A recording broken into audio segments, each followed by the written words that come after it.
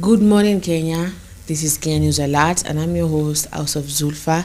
Leo ikiwa tarehe 21 ya mwezi wa kwanza wa mwaka 2025 tukiwa it's on Wednesday. Yes? Or Tuesday? It's on a Tuesday. Hey, akilengo nakimbia. So yes, and I'm with my co-host ambaye they will be introducing themselves in a few. Yeah, so apparently inakuja inajulikana ya kwamba kuna Mr. Kioni anasema ya kwamba serikali ilisambaza picha za Uhuru na Ruto wakisalimiana kama propaganda. Actually, it comes to say that they are not agreed to like do a formal agreeing on things. It was just for the government to sell some nasema sera ambazo si za ukweli. And then there is Mr. Atoli ambaye amesema he will support, and the all of Western will support Mr. Ruto until the end. They'll support him mpaka kwenye general elections za mwaka wa 2027. So that and more as we wait for my co-host to come. I'm gonna start with gazeti la leo, that is gazeti ya Taifa Leo, and then we're going to start with that news. Yeah, Kioni, serikali ilisambaza picha za Uhuru na Ruto wakisalimiana kama propaganda. And apparently actually inasemekana there's a virus in Tanzania, and Suluhu has confirmed there's a virus into a Marburg ambayo ipo Tanzania. Wanasema it's rashes. I don't know if this is another corona coming. You know, corona just started this way, and I know it is so triggering kusikia hivi, but Samia Suluhu ameconfirm ya kwamba kuna virus huko, so we should be careful. Rash, fever, hivyo vitu si ndio corona ilianza hivyo. Into Taifa Leo, katibu mkuu wa Jubilee Jeremia Kioni amesema hakuna mwafaka wowote uliopo katika rais mstaafu Uhuru Kenyatta na mrithi wake William Ruto kwa lengo la kumsaidia hifadhi kiti chake katika uchaguzi mkuu wa 2027. Bwana Kenyatta ndiye kiongozi wa chama cha Jubilee JP, na kulingana na Bwana Kioni tetesi zinazoenezwa kuwa kuna handshake baina ya rais huyo wa 4 wa Kenya na Dr. Ruto ni propaganda too. So introduce yourself and then tell me, what do you think about that? Yes, thank you so much, Zulfa. And once again, I'm thanking you guys for joining us. My name is Felix Andrew. I welcome you to the show, to the morning tea show. Kulingana na hayo, mimi niko na swali kwa watu wa Western kuhusiana na hiyo issue yenye umesema like wameamua kusupport Ruto. Na hata before maybe ni question how I say I wanna comment on hiyo virus yenye that outbreak of that virus huko Tanzania. And I may say that unajua outbreaks zinakuanga, unaona? Na outbreaks zikitokea azipigi hodi. Yes. Unaona? So it is all about that those people to take caution and all the precautions that they may be given from the health workers, health institutions, wajaribu kuzitilia maana, unaona? But the fact is cha muhimu wajue chance. Unajua the moment unajua the origin of a virus, inakuwa very easy for you to manage vile mnaweza fanya nini. Mnaweza work on it. Lakini as long as iko ile yenye kuna tiba, unajua kuna kitu mbaya kama ile yenye ina tiba, Zulfa. Yes. Yeah, hiyo ndio inaangaisha watu vibaya sana. Wewe hebu peana highlights umalize kwanza, alafu ndio tujaribu kuzungumzia vile watu wa Western wanasema. Okay. So anasema kwamba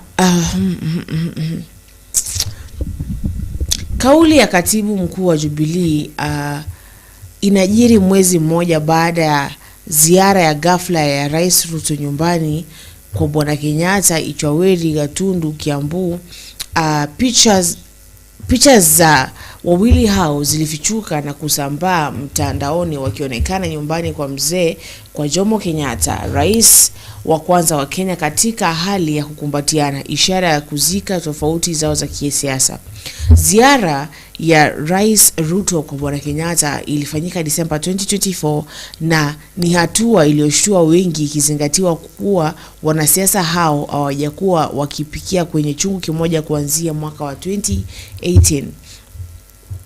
Dr. Ruto alihudumu kama naibu wa rais kati ya 2013 na 2022, na Bwana Kenyatta aliunga mkono kuchaguliwa kwa kiongozi wa ODM Raila Odinga kwenye uchaguzi uliopita, hatua ambayo haikumridhisha Ruto. Bwana Kioni aliahidi jana kwamba rais mstaafu angali anadhamini taifa na kwamba anatakia Wakenya mema. Tukimnukuu, anataka serikali inayoongoza nchi vyema, tulivu na inayofanikiwa, mbunge huyo wa zamani Daragwa alisisitiza. Aidha, aliwataka wafuasi wa JP kuendelea kuwa waaminifu kwa chama. Kutokana na matamshi ya hivi majuzi Bwana Kenyatta kuunga Gen Z mkono waendelee kutetea haki zao, Bwana Kioni alisema ni ishara kuwa rais huyu wa zamani ana uwazi kwa ahadi zake kwa Wakenya. So that and more, if you want more of that, you go to Taifa Leo and you'll get to really understand that. Let's get to Rais Samia. We get to know about the virus because we should be educated. Hatutaki tupate off guard kama venye corona ilivyotupata. So Rais Samia Suluhu amedhibitisha Jumatatu Januari 2025 kwamba kuna mkurupuko wa maradhi ya Marburg, akisema kisa kimoja kimedhibitishwa kufikia sasa.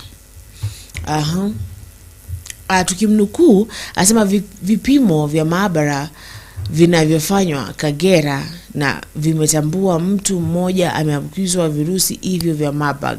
Akasema kwenye mkutano wanaandishi wa habari uliohudhuriwa na mkurugenzi wa shirika la afya duniani Tedros Adhanom jijini Dodoma. And I'm going to give out the signs so that we need to be careful. So Marburg virus, these are the precautions. Avoid contact with people who have symptoms such as fever, muscle pain and rash. Avoid contact with blood and other bodily fluids. Avoid visiting healthcare facilities in the outbreak area for non-urgent medical care or for non-medical reasons.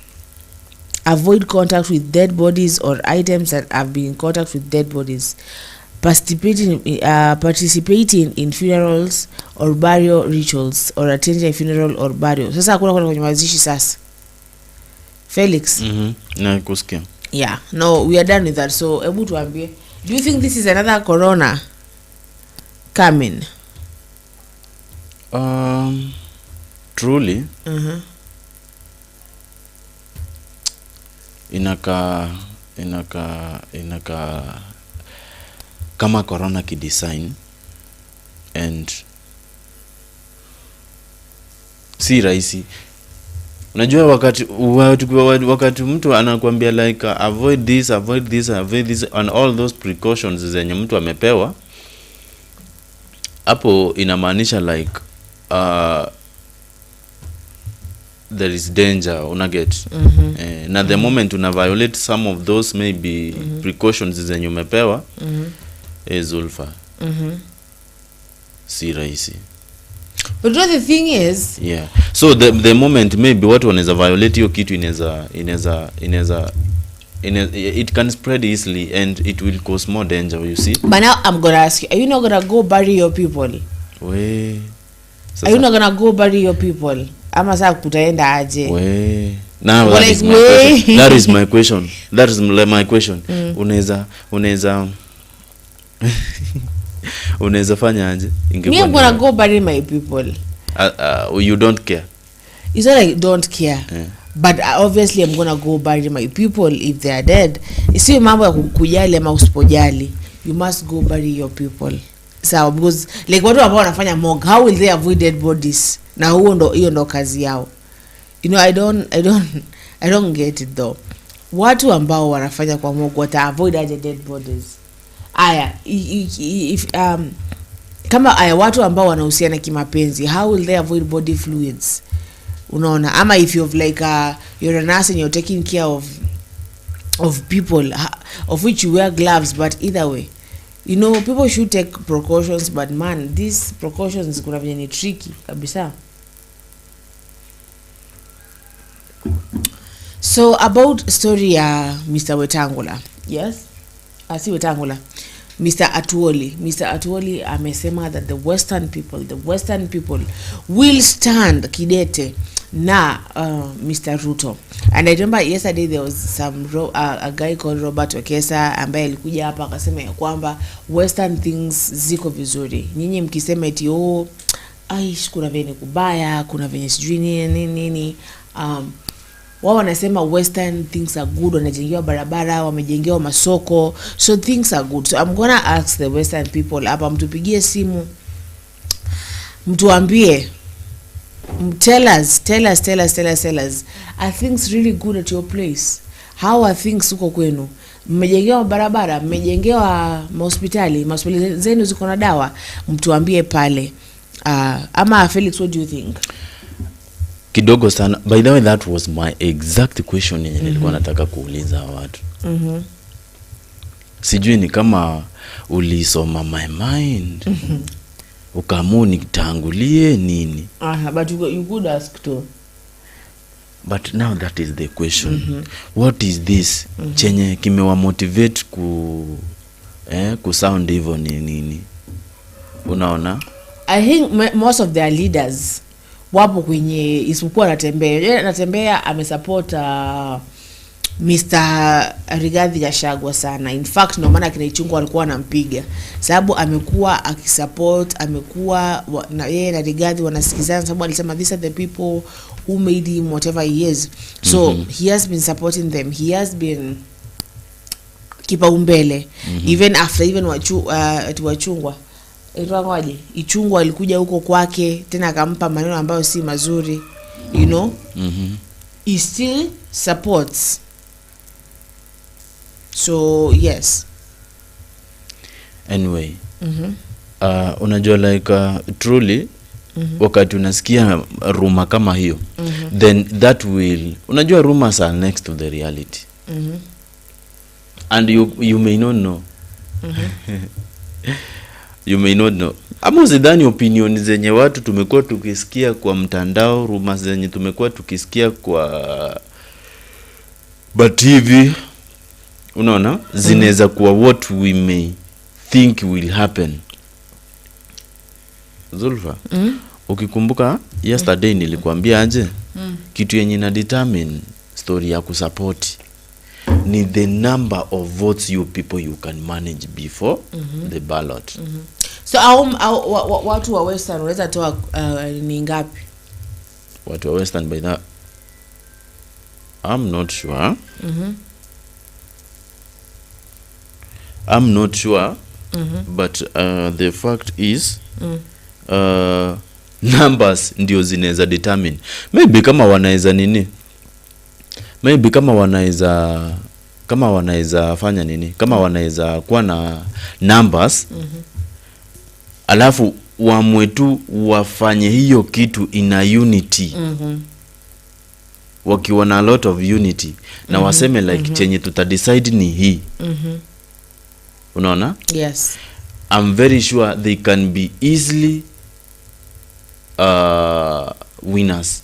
But ukipata like maybe their numbers is not that, yani si ile yenye iko ya kutosha vizuri hivi, maybe inaweza cheza. Be sure with me. Utapata wanaweza weka vichwa pamoja lakini wakose kumanage. So anyway, kuweka minds pamoja na kuamua kusupport mahali wanaweza taka kusupport si shida.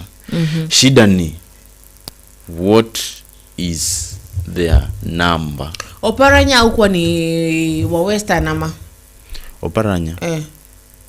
Oparanya ni Western ama ni? I think because in fact venye sasa adole nasema watu wa Western wata support Oparanya. And kuna video ambayo naomba producer icheze. Anasema stop corruption, otherwise unafanya kazi ya bure. CS Oparanya aliambia Ruto in Kakamega. Sawa? Yeah, Oparanya ni mtu wa Western. Sindio? Yeah. So when Atodi says that the all of Western is going to walk with Ruto, and then we hear CS Oparanya speaking different stuff, and pia hata jana pia tuliweza kumuona Bwana Salasia pia ameweza kumwambia that Ruto in your circle, and I think people are telling the president the truth, that kwa circle yake there are people who just are so greedy and ambao awamwambi ukweli. So kama producer atafute hiyo video ya Oparanya akimwambia watu wa pale ndani kwake, wandani wake, you know, people watu ambao wanakaribu actually are usually your friends and people close to you. They don't wanna judge you. Sometimes you need to be judged. Do you know that? With your actions, sometimes a friend of yours should come and judge you and be like, you know what, Zulfa, ulivosema ni vibaya. But if your friends are like, kwani, you know, you're that person, you're what, it's good. But sometimes you need to have a friend, even hata kama ni mmoja, ambaye atakwambia tu directly that umefanya vibaya ama hapo pana the way it is going, my dear, so vizuri. Ama unadhaniaje? Ni hivyo. Nikuulize? Yes. Unajua like hapa Kenya we have a freedom of speech. Na chochote chenye mtu anaweza taka kusema as long as isikwe matusi, si ndio? And truly we don't support matusi. Ama ni aje Zulfa? Yes, we don't. As long as isikwe matusi, anybody akona freedom ya kupeana speech yake. So message yenye nani alipeana Salasia, Oparanya, sijui nini, all yote ni ma speech. But ile ground yao kitu yenye wameamua uwezi elewa. Una get? Tunaweza dhani like Atwoli ndio kingpin wa Western ama Oparanya ama sijui nani, but the fact is watu wa ground ni wanaelewa kitu yenye wanafaa. Kitu yenye wanafanya. So can we see that video of Oparanya?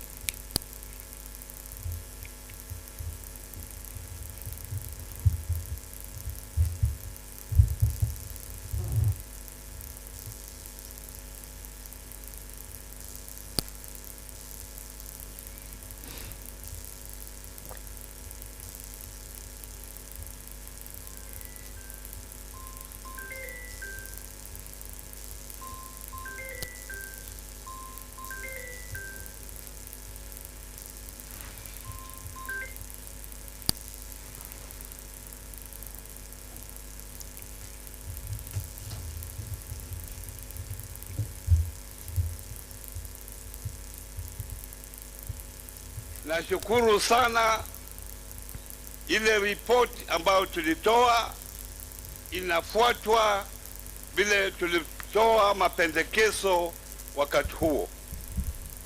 Kitu ya maana, tulikuwa na mambo matatu ya maana, yengine yako lakini yale ambayo ilikuwa ya maana sana.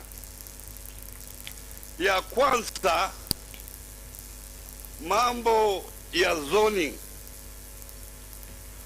Tulikuwa na mikutano karibu 65 na kila mahali tulienda watu walikuwa wanaongea mambo ya zoning. Ni kwa sababu tuko na cartels, sijui siku hizi kama hawako au wapado wako. Hii mambo ya zoning ilikusumbua sana. Tulikuwa wakati tunakutana kule headquarter nikiwa gavana, kule kwa headquarter kule kwa wizara ya kilimo, tunaongea mambo ya zoning asubuhi, tunakubaliana. Tukija jioni, mkutano wa afternoon, people are talking in tongues. Mambo imebadilika. Kwa sababu hiyo mambo ya zoning, implementation of our recommendation was delayed for 2 years. Hii mambo tungekuwa tumemaliza by 2021.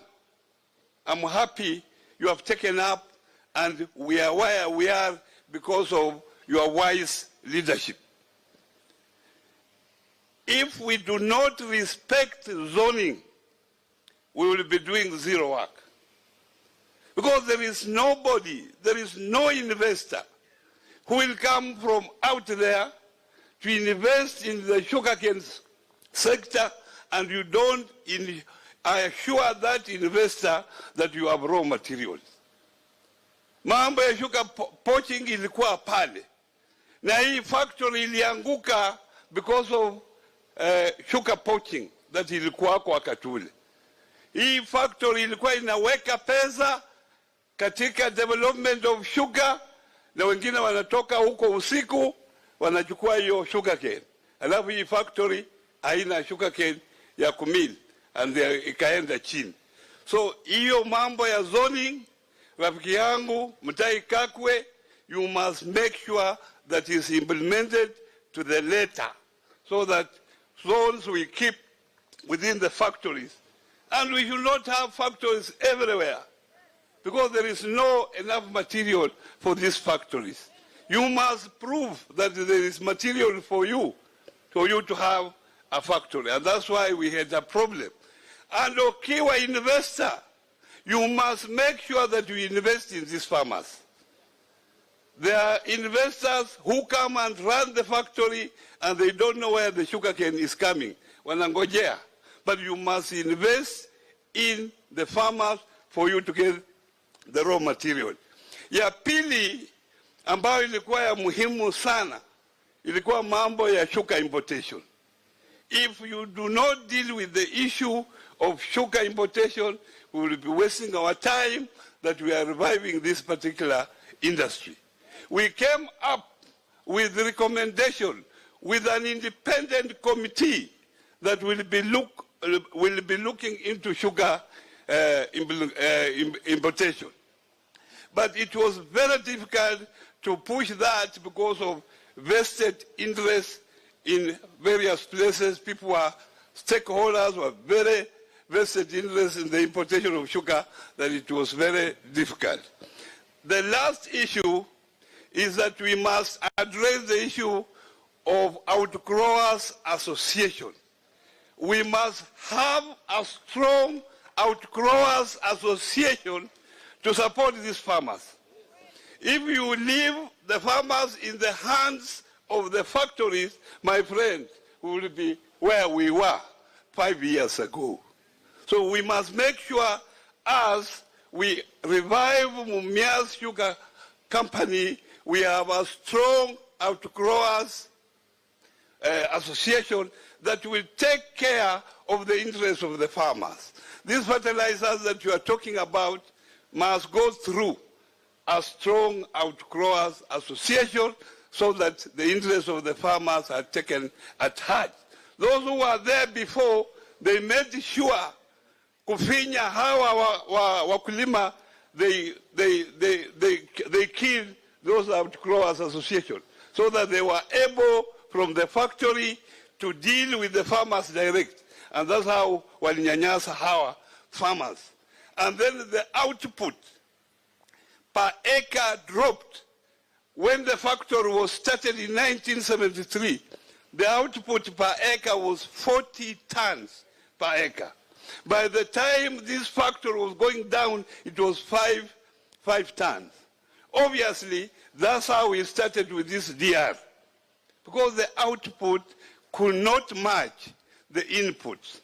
So these are the issues, obvious issues that we have to look at, Your Excellency. Otherwise, I thank you very much for reviving the sector, supporting the sector, and tutatembea pamoja. Mungu awabariki. Zulfa,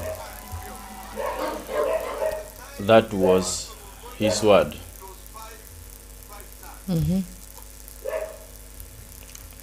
And all in all, kitu yenye kulingana na vile amesema ni maendeleo tu anataka. Na nothing else. Sijasikia mahali anasema atio. Lakini pia there are some of the aspects zenye zinaonyesha like he is not that much supportive. Sababu ungesikia akisema umetusaidia hii, umetusaidia hii, umetusaidia na hii na ile, and we really appreciate. Ama alisema hivyo, mimi ndio sikusikia. Sasa so ni kama is not kwa side yake.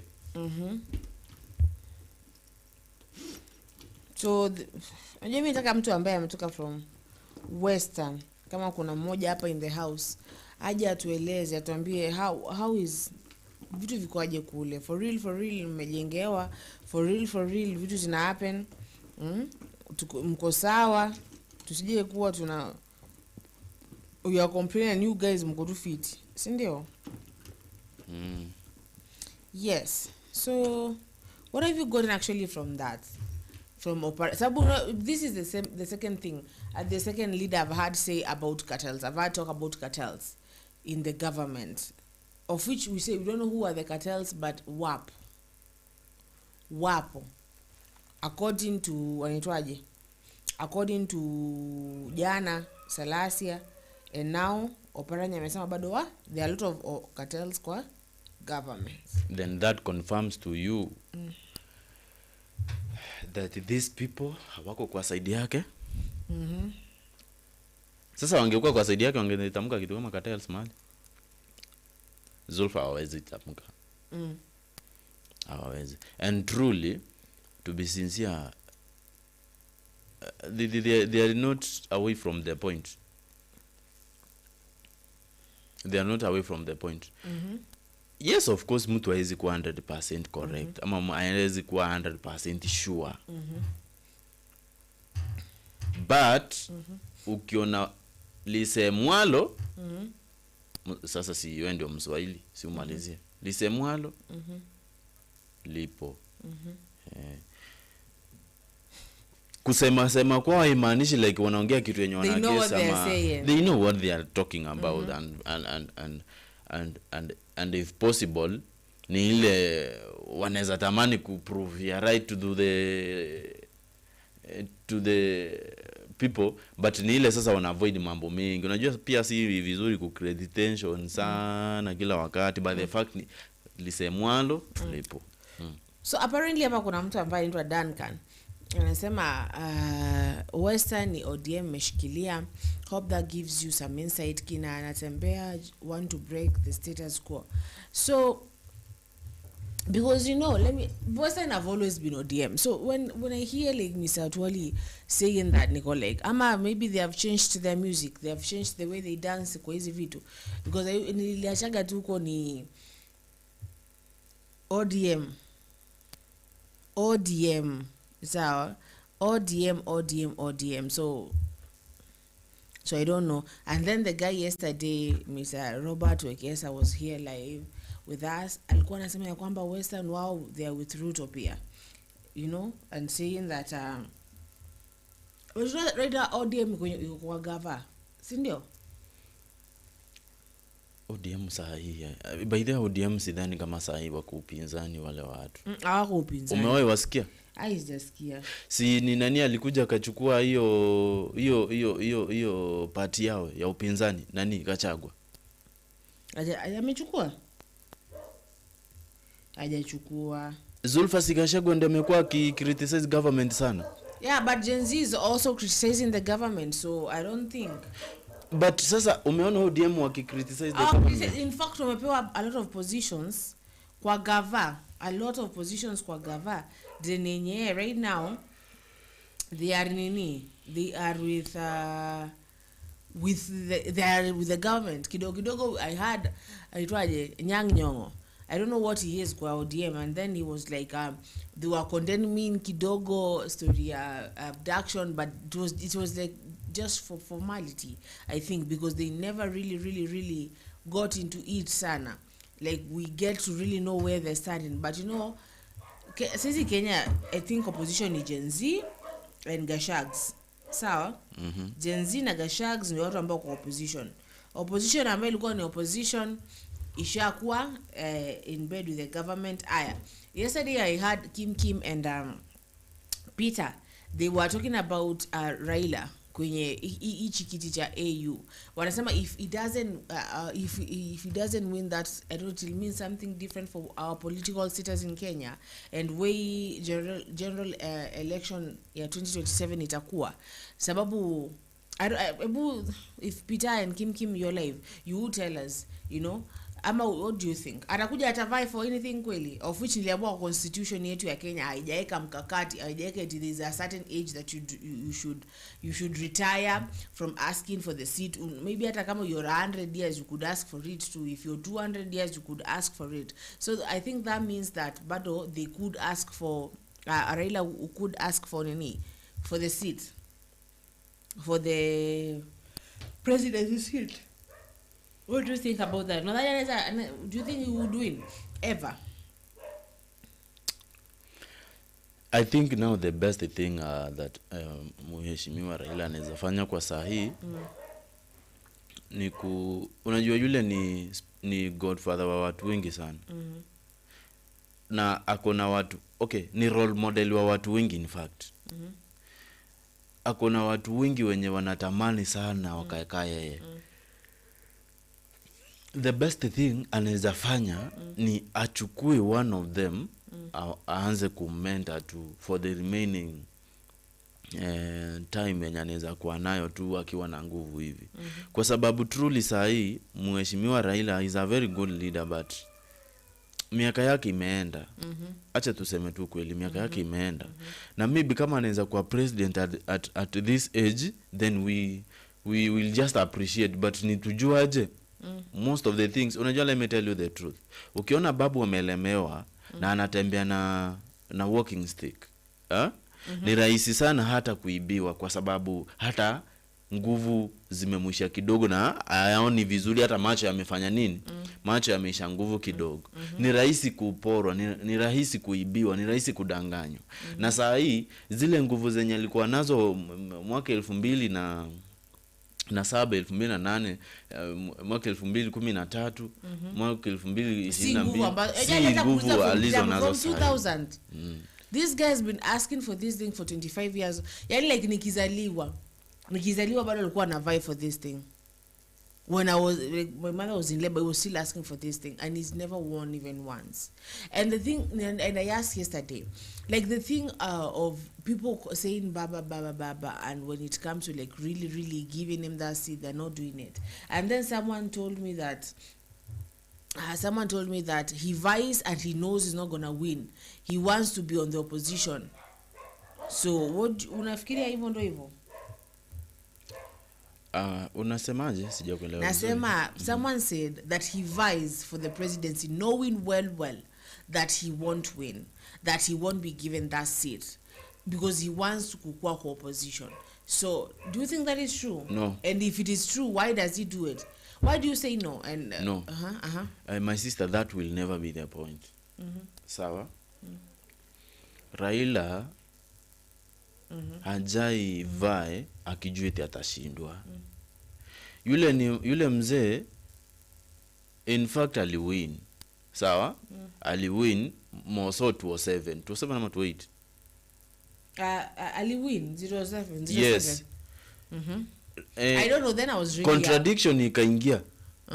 Wakati contradiction ikaingia, wakamalizia kugawa serikali, tukakuwa na prime minister na president. Mtu kusema like yule mzee alimekuwa akiuliza akijua hizi chukua leadership ya country, siwezi kubaliana na yeye.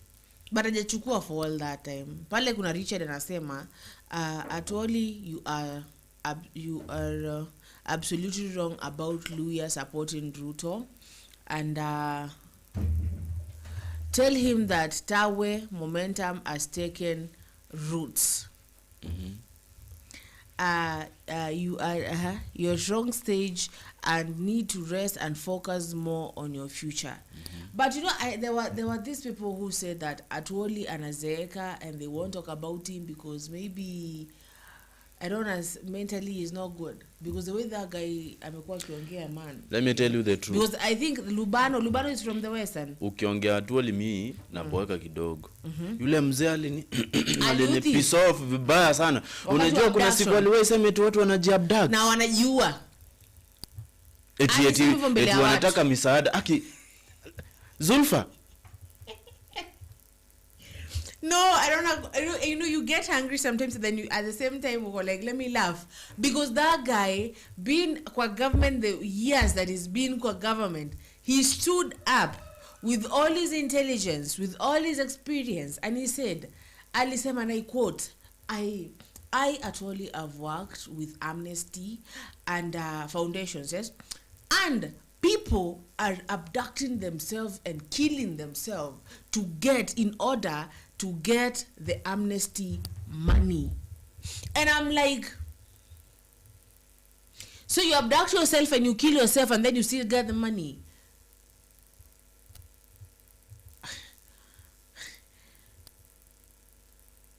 What? Sasa ndo huyu amekuja amesema ya kwamba basically akakuja akarudia tena akasema kuna abductions, there are no abductions in Kenya. Hiyo ni story. And then those are the people. No maana unasikia hata Salasi anaambia Prezo, na unasikia Oparanya anaambia Prezo, like the people that are advising you, the people wenye mko kwa circle moja na wao, those people, those are the people who are like tarnishing your reputation. Because let me tell you, kwa Moi right now, when sisi ukisikia regime ya Moi, you weren't there, si ndio? But the moment ukisikia regime, ama ulikuwa kwa regime ya Moi? Regime ya Moi? Ukija wewe ulikuwa ikuja kuisha, si ndio? Regime ya Moi nilikuwa? Yeah. So like mimi mtu ambaye nimeisoma kwa history. Sawa? So tell me, like tell me. When you hear that, ukisikia tu Moi, what do you think about? What comes to your mind directly? Acha nikuambie. Yeah, pia Moi kulikuwa na challenges mingi wakati alikuwa kwa government. But the fact is alijaribu mahali anaweza. Sawa? Alijaribu mahali anaweza. Kuna vitu mingi ambavyo alisupporti. Mimi kama mimi ninaweza mkumbuka kwa maziwa. Sawa? Naweza nikamkumbuka kwa nini?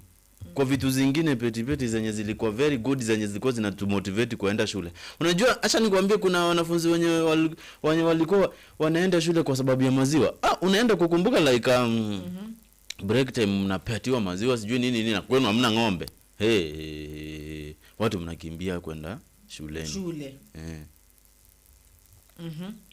Lakini Zulfa, mimi before uniulize story ya Moi, is if Western people their face is Mr. anaitwa nani? Mr. eti watu wa kujifanya. Yeah, Atwoli. If Mr. Atwoli is the real face of the Western people.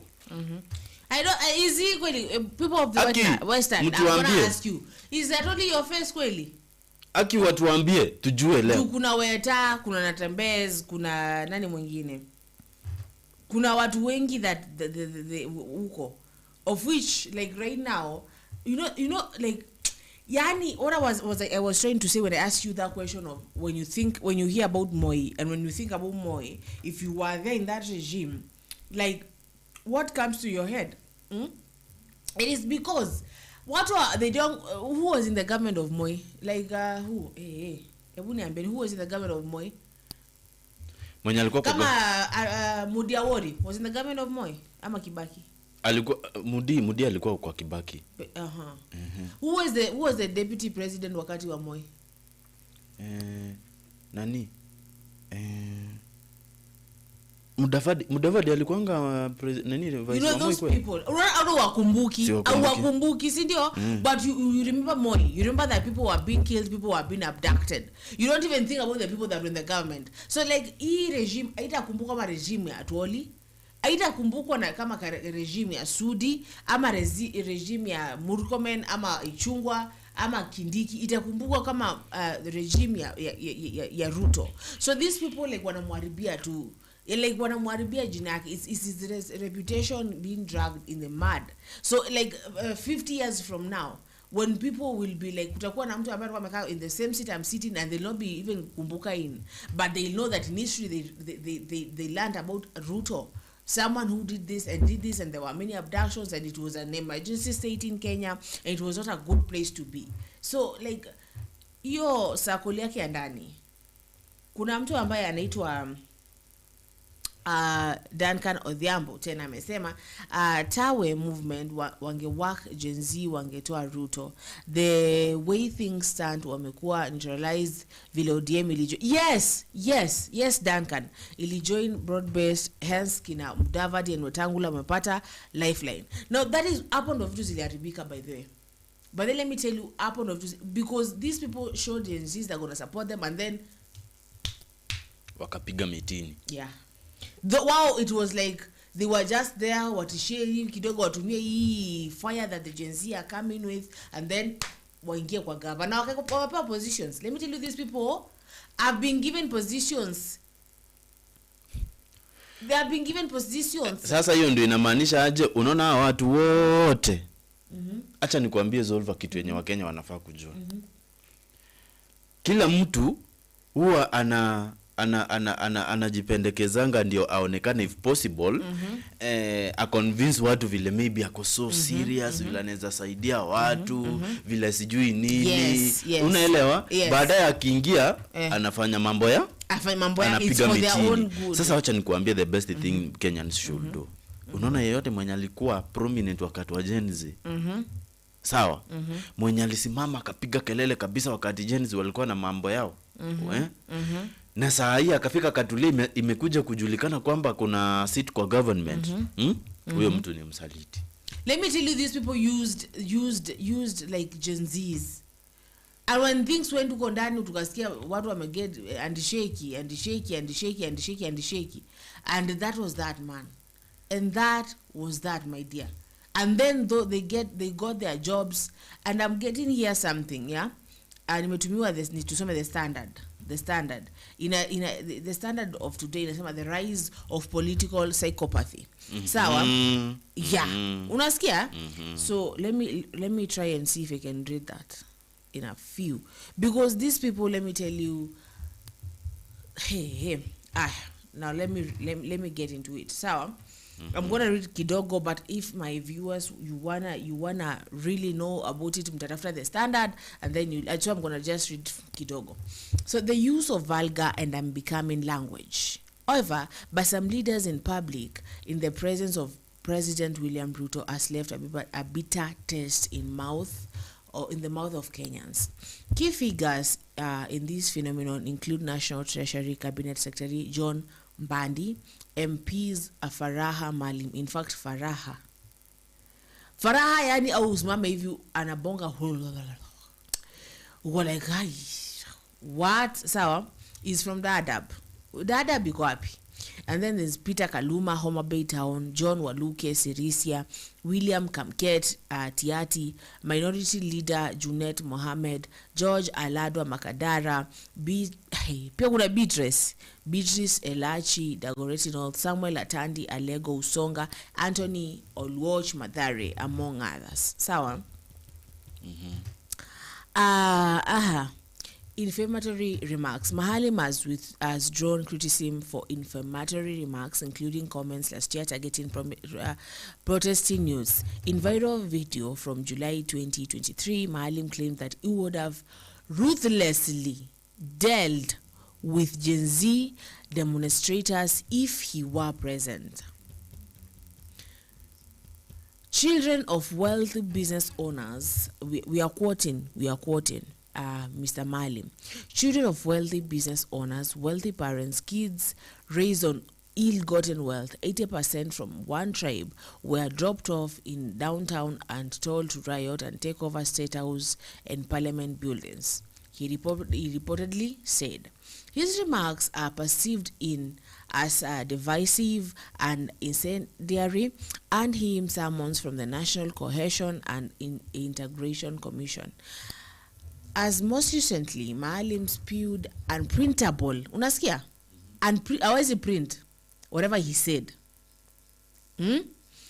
Unprintable epithets against those he considered President Ruto's critics. Homa Bay Town MP Kaluma has repeatedly affirmed his allegiance, predicting President Ruto's re-election in 2027 unless Raila Odinga runs. And we're going to quote that guy. So I have been to Nyanza, Western Rift Valley, Northeastern Coast, Eastern, Central, and back to Nairobi. This is Christmas season. I can now report that the President William Ruto will be re-elected in 2027, except if Raila Odinga runs. Kenyans from Nyanza, Western Rift Valley, Northeastern Coast, Eastern, and Nairobi, who are 80% of Kenya's population, will vote for Ruto if Raila does not run. To diminish tribal hegemony and entitlement by Kikuyus, and to remind them that Kenya is by far bigger than Mount Kenya. So that is now, if you wanna know more, enda kwenye the standard. Sawa. So there's some comments here. Kuna good morning Zulfa and Felix, hope mko fine. We are good, so good. Good, bro.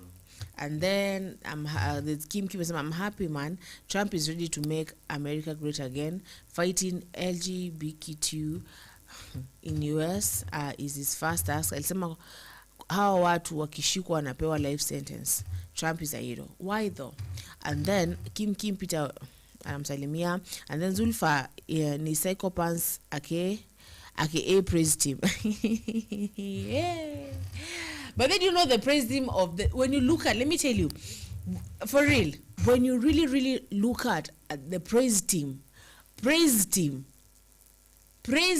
ya Bwana Ruto, hao watu they are not sawa hapa. Let me tell you, they are not good. You look at how do you stand up? Yes. Unakumbuka yule mzee alikuwa anasimama na ukweli hadi kuna siku yenye aliwaifanya interview na Jeff Koinange. Hadi akasema aje, where will we be safe? Unakumbuka hiyo kitu? Yes. Where will we be safe? Anakuja kusema watu wanajiabduct, alafu anakuja kusimama ati watu wa Western tumesema. Unajua alafu let me ask you. Yes. Ni nini hii yenye unadhani ilimfanya huyu mzee aanze kusupport nani? Aanze kusupport hiyo government. Kusupport si shida. Na hatujasema eti mtu ni tumchagulie maybe support ama support. But what do you think ilimsukuma huyo mzee? Let me tell you, yes. It is not really good. I'm going to read a comment here.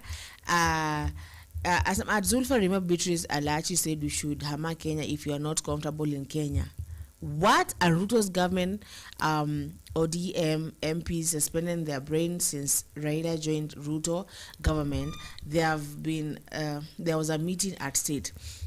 Like kulikuwaga na opposition. Si ndio? Opposition ikakuja, if you remember wakati wa mwaka jana. Opposition ilikuja ikajoin bwana nani, ikajoin Gen Zs, and they were like, whoa, we are hearing your things, let me tell you, we're gonna fight for you, we're gonna do this, we're gonna government lazima itoke, lazima ifanye. Where? So Gen Zs were like, these are the people that we're gonna work with, these are the people that are gonna support us, these are the people. And then kidogo script you get, then that script, have you ever Ushaflipiwa script wewe na mtu mbaya sana. Ushaflipiwa script uko like ngoja ari itasema hata ni plot twist ama whatever. This is what sawa. So then people are getting killed and people are getting abducted, and that is the issue, and people are crying. And the thing that really broke my heart kwa hii praise team ya our psychopaths wa Bwana Ruto, it is the moment when now like parents are crying. Parents are out here crying.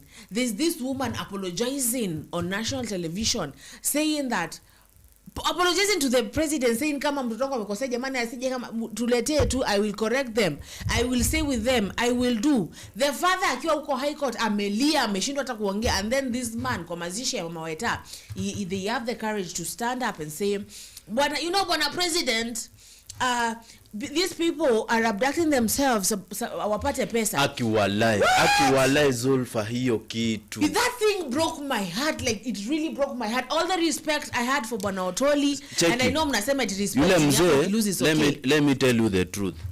Yule mzee ni mzuri, yes, na siwezi sema ni mbaya, but mimi ile siku ndio nilisema this person will never be a good leader.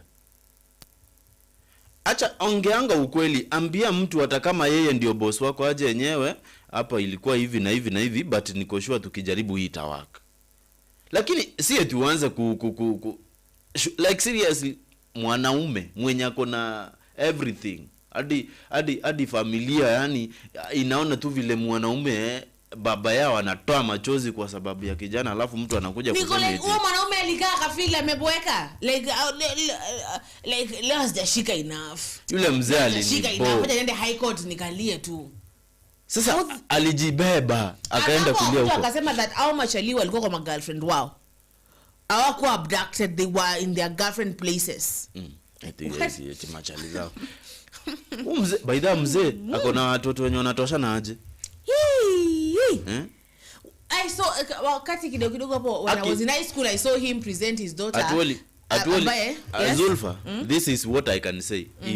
If Atwoli is the face of Western people, akimisi kudanganyi, sijui kama inaweza kuwa ukweli. Na akiambia watu eti sasa wameamua kufanya hii kama wao kama watu wa Western people, watu wa Western unless watujibu watuambie Atwoli ni lini alikuwa kingpin wao. I'm being told by Peter Kimani, Zulfa, remember Gachagua told us that any MP that make abusive remarks to Kenyans in the present event is what exactly Ruto says behind the scenes. Remember, before any president even event, there is a briefing. Sawa? And let me tell you something. Actually, Gachagua has repeatedly said that sawa, haya maneno ya Gachagua, that the president himself ndo mwenye anasemaga waende wakatusiwe, endo kwa watusi. So when Faraha ako pale akitutusi, umesikia unprintable, so umesikia unprintable words, the things he said they cannot print, they cannot even repeat them again, because aliongea mambo machafu. Akawatusi mama zetu, akasema mama zetu, sawa? Mambo ambayo even me myself I will not say. Na huyo ni mtu mwingine. Falim na huyo ni mtu Faraha mwingine. Mahalim from Dadab. Na mwenyewe 2023 bado alisema he could have killed 5,000 ruthlessly. Unasikia ruthlessly? 5,000 Gen Zs, and that person is still huku. That person mbona hajachukuliwa? Why Felix enyewe, the people that na kuna mwingine hapa Junet ndo alipiga nani, alipiga nini, alipiga Kindiki Mbata, Faruk Kibet Faruk Kibet ndo alimwekelea Mbata, ikabidi bro aende South Africa for 15 days. Yes, ati akiwale hiyo statement watu wa Western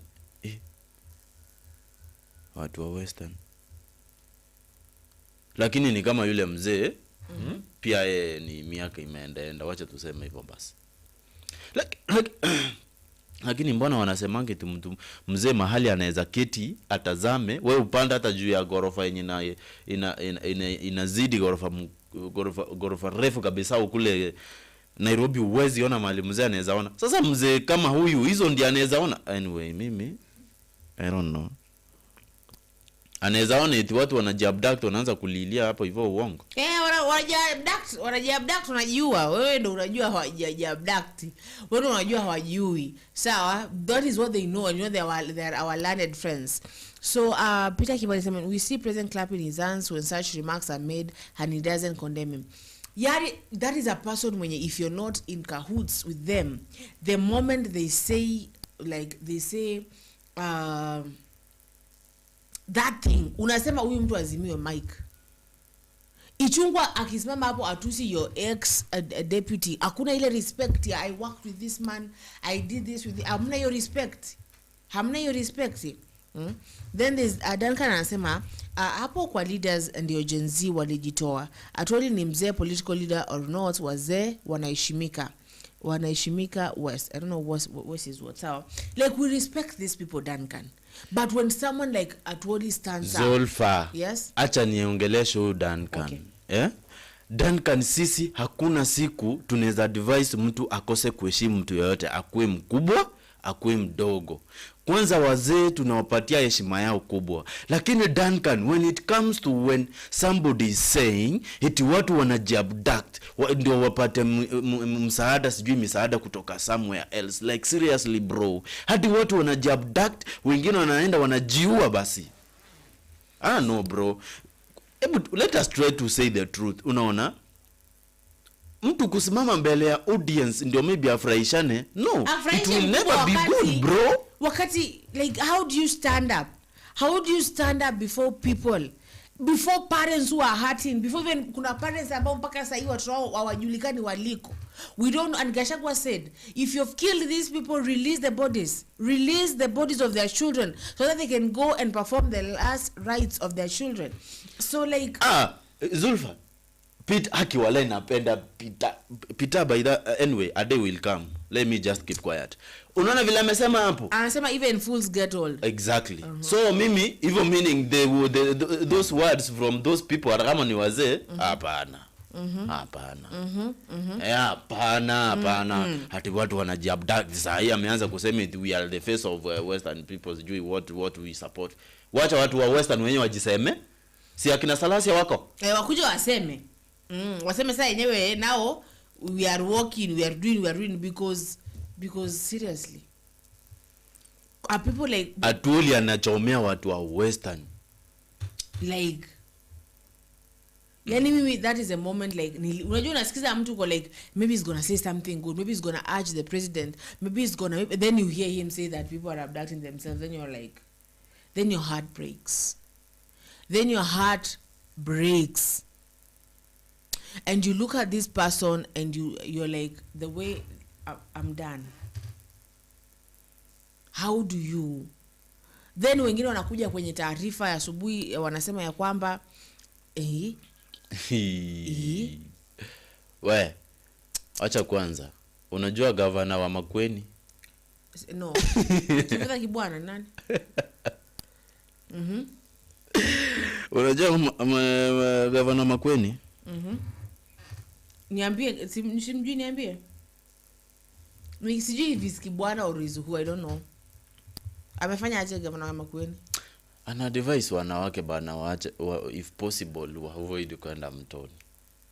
Insist pia. Please don't bring that here. No. Anyway, wacha kwanza hiyo tutazungumzia lakini pia ni leader. So now let me ask you a question about that. Sawa?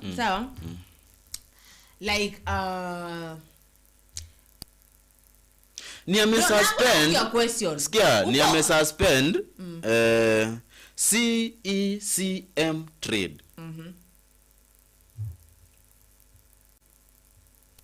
Unanielewa?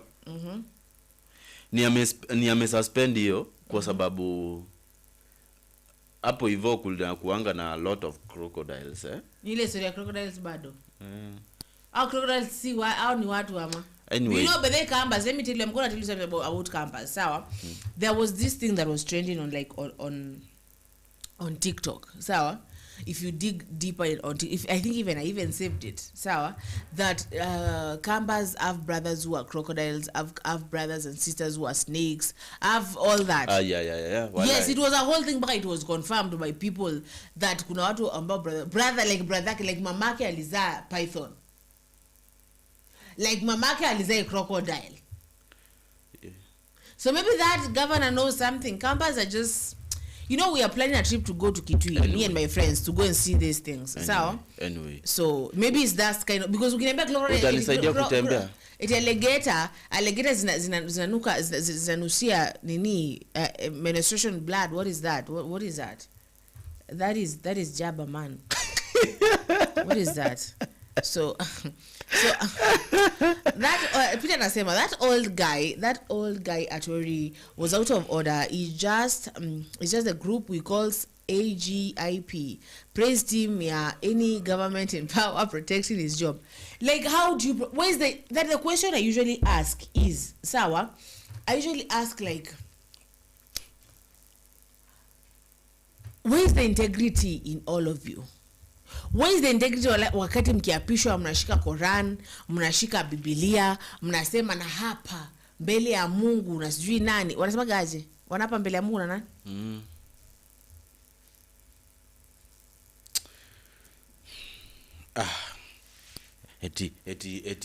Eti naenda kuwafanyia, naenda kukuwa mtumishi bora, naenda kuwakilisha vizuri, sijui what. Na the fact is that will never happen. Alafu mnaenda kusema eti mheshimiwa rais, watu wanajiabduct, sijui nini. Mzee, is this scientifically proven? Surely. Is this thing ngoja kidogo about that? Is this thing about this Sonia Nzilani woman? Yeah, hiyo ni personal opinion yake. Hiyo ni personal opinion yake. No, I'm going to research now. Because issue hapana. Ame suspend trade CM. Na sasa uko Makueni hawana tabs, wanachota maji kwa itagwaje Silanga, wanachota maji kwa Silanga, si ndio? Wanatoa maji wapi? Wanatoa maji wapi? So maybe yeye kama governor, kama amekuja na hiyo information, wacha basi atafute mbinu za kutap hayo maji kutoka kwa mto. No, I'm gonna search. Sawa, I'm gonna research about that. Yes, sikia Zulfa. Unaona the best thing anaweza fanya yeye kama governor. Wacha basi atafute mbinu za kutap maji kutoka kwa hiyo mto, apelekee hawa wanawake hadi sehemu fulani mahali wanaweza. I'm gonna read this for you. This is science, yes? Wanasema, while crocodiles have a strong sense of smell and can detect blood in water, there's no definitive and scientific evidence to confirm that they can specifically smell menstrual blood. Umesikia? So I don't know what's up with this woman. Ama anataka kwanza kutenga 17 million. Sawa, making it unlikely that they would be attracted to it more than any other type of blood. However, some ancestral beliefs suggest otherwise. Hizo ni beliefs. Umesikia? It is beliefs of Sonia Nzilani. See, scientifically proven. It is not scientifically naambiwa na nani? Naambiwa na Kimani that Zulfa and Felix Kim ametuzoea. Sasa ana report, anaenda mashimo. Mtafute baba. Kim anarudi. Sawa? Yeah. So there is no. Lakini asikue hivyo. But niko sure atarudi. Unasikia wanasema aje? Wanasema in the illusion of water, even if they could smell it, menstrual blood would likely be significantly diluted in a large body of water, making detection difficult. Sawa? So Ms. Nzulani, those are beliefs, like those are just beliefs you have. And are you gonna pump the water to every homestead in Makueni County? Upate tap iko hapo nyumbani hawaendi kwa nini? Ama what is your plan? What is your plan, Miss Sonia Nzilani? Ndio nilikwambia aje. Unaona kama maybe amekama up na hiyo issue. The best thing she can do, wacha tafute namna ya kutengeneza project, unaona, whereby anaweza pambu maji, atengeneze project hata project hata 10 kulingana na all the centers zenye anaweza tamani watu watoteange maji hapo, unaona, afikishe maji hapo through pumps, kwa mfano watu wayapate maji, na hapo ndio watu avoid kwenda mtoni. Asiongea tu kwa sababu ya kuongea, na maybe kama ako serious na hiyo issue, waacha ikwe yeko on the table, si ikwe let on the table. County government ya hapo wajaribu kuizingatia vizuri, waone the best thing they can do to handle that issue, unaona.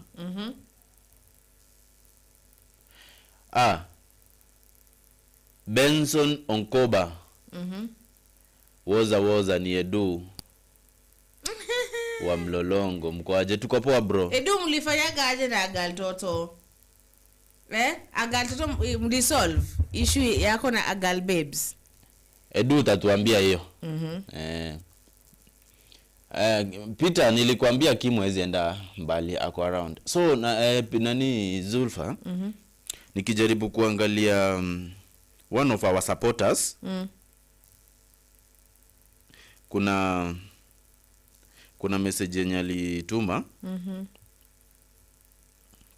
yenye nasema, wacha nikusomee.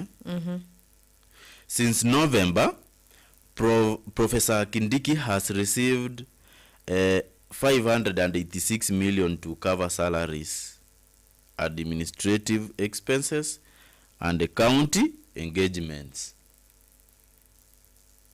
Umesikia hiyo expenditure? At 586 million. And by that money was Nilo unasikia, someone told me this girl called Diana, sawa, beshte yake mbaya sana. She told me that there's this 4 point something trillion ambayo inachukulika. I don't know if it's for how much money inachukulika majuu. I know it's a loan maybe, sawa, and that loan already walikuwa sema nataka 1.8 billion ya inaitwaje, ya renovation. Unasikia hiyo pesa ambayo inabaki huko, sawa. So let me read something here and then you continue. Peter anasema at Zulfa, the CEC Zilani was out of order. Those remarks can be made in the cabinet meeting, not in a public participation.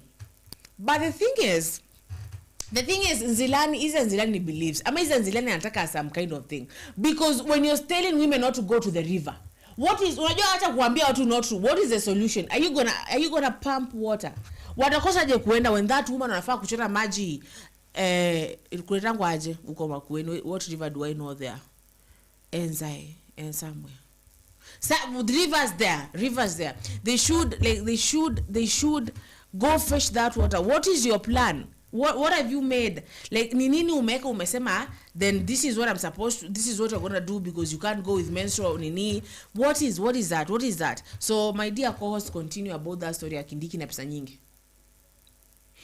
Ndo nilikuwa ninajaribu kuuliza according to viewers, hii message inasema, acha nirudie kusoma because of the viewers. Since November, Professor Kindiki has received 586 million to cover November. Unajua November ni kitu kama ni 2 months zimeisha, si ndio?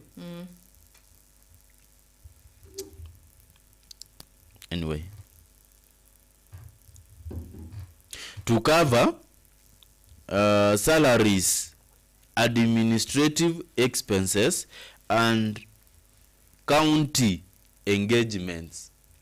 To cover salaries ziko hapo, administrative expenses ziko hapo, and the county engagements ziko hapo. Now my question is, how do you think about this? Iko fair ama ni wametumia sana? That is a lot of money. That is a lot of money. Wamepena ya shule. Tumesikia story ya shule kwa sababu kuna pesa ambayo huyo the Mbandi guy was saying that wanafaa kupena shule na hawajapena mpaka sasa. Ya shule ishatengwa ama they are dealing with their issues kwanza. Kuna pesa ya shule. Unajua shule zikifunguliwa kukuwa na pesa za kutosha, si ndio?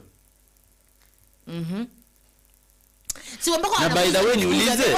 Acha nikuulize Zulfa. Yes. Why do you think the government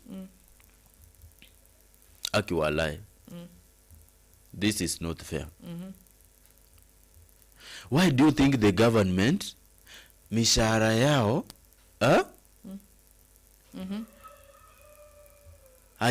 haijai kosa, lakini pesa za hospitali zinaweza delay kidogo, za shule zinaweza delay, za barabara zina delay.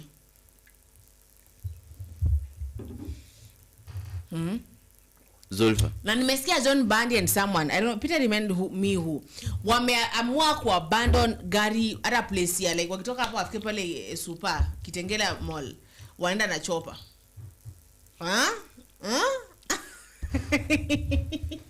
Mbona Anita unacheka? It is true like nimeambiwa hivyo at a place like wewe like I think Lu waenda na chopa. Drop me there. Drop me kwa room. Yani ile life yenye wamechoose ni kujoyride is really expensive. Na hakuna pesa apparently ya kupenda shule. Maisha ni mafupi, watu wa enjoy. Na. Let me tell you, it's not good. These people wanatuchezea michezo fulani ambayo sio michezo mizuri. These people ati mheshimiwa rais watu wanajiabduct. Ati mheshimiwa wa rais, mimi ningefanya hivi, ningechukua 5000 youths. Ningewaua for you, my leash. You know, let me tell you, okay, shouldn't stand. But the thing is, you know, they're like, my leash. I'm gonna give you, I'm gonna do this. You know, this is the things that we see kwa vitu kama movies. Like when you see Game of Thrones, they're like, I'm going to go to kill like 1 million people for you. I'm gonna kill the White Walkers for you. You know, because you're the Dragon Queen. Because you're the whatever. Why man? Legends ni just too much. Mheshimiwa rais wakwenda huko mama zao. Mheshimiwa rais ati nini tena yenye tumesahau? Si wale alisema I will kill like 5000 youths. Akasema ya kwamba akatusi mama za watu and they're still continuing to talk shit. Sawa? Like nasty shit. The thing unprintable. Zulfa. Mheshimiwa rais ningekuwa na uwezo hivi, hawa watu ningewanyorosha vibaya sana. Mheshimiwa rais, sikia ati mheshimiwa rais, hawa watu ni sijui nini za mama yao. Hiyo kitu akiwalae na tuko na women representatives kwa hii country. In fact, one Beatrice umeambiwa pale, one Beatrice said that if you're not comfortable in Kenya, si lazima wishes ama bro, you can move to TZ. Wanataka watu, you can move to Uganda, you can always go. Peter Salasi alimwambia ukweli. I'm telling you the truth.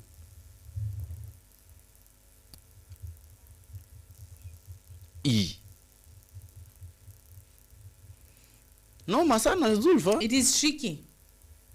Let me tell you, it is tricky. Let me tell you that it is tricky when atubembelezwi anymore.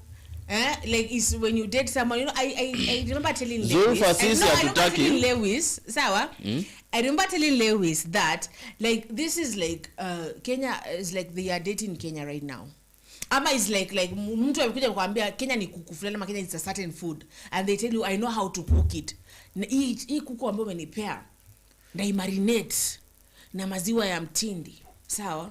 That marinate ndafanya ndaika tangawizi, ndaika paprika, ndaika all these things in it. I know how to cook. Mimi ni chef, nipe nikupikie, nipe, una get? And then you're like, shika. Sawa.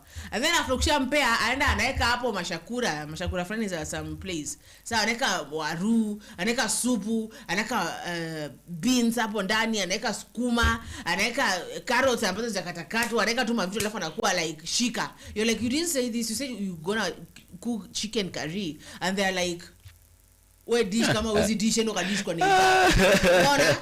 This is what is happening right now. We gave them Kenya. They said that they're gonna do things with Kenya, but right now they're like, kama wezi ka Kenya yonda. Kama huwezi kula hiyo kuku na hiyo supu, in fact pata nakuwekea kisupu kinakumwagikia chwa. Nako like, you know what? F your mom, F your dad, sawa, and F everyone from your family. You know what? If you cannot live in Kenya, go. Si lazima. In fact, naweza kuwa watu wa kweni wote. This is what is happening right now. We gave them our kuku, and they are out here abusing our parents. They are out here telling us we're mapepo, majambazi.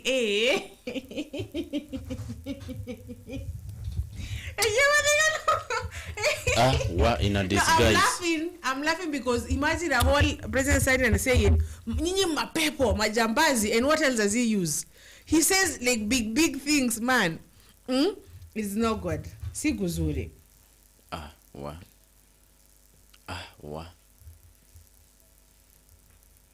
Aya, acha nikusomee message nyingine.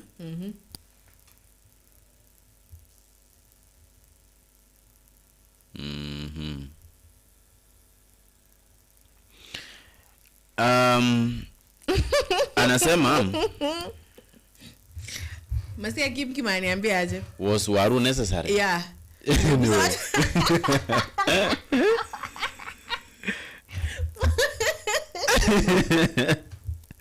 Anyway, it was necessary because I don't get how someone puts waru in chicken. Like, no, don't do that. What is that, man? What is that? You know, I have a friend from there actually, and that girl is like, kujeni ni gonna bash. She had like a baby shower, and that lady, na nakupenda sana Shiko. Sawa, nakupenda sana. You know, but that lady, she has the audacity ya kuweka like waru in that. I'm like, nah, no man, no. Hata kama no. No. Silly food. You know, let me tell you, Mimi, like being brought up in a Swahili family, like there's nothing that I can't cook. There's nothing. And you know, nah. You don't put waru kwa nini. You don't do that. What is that now? Unaeka mpaka na carrots full. Supu, unaeka yani supu. In that, Shiko, and even tukimit bado I will tell you the same thing. Shik's food baya. Like, what is that? Supu, mpaka supu like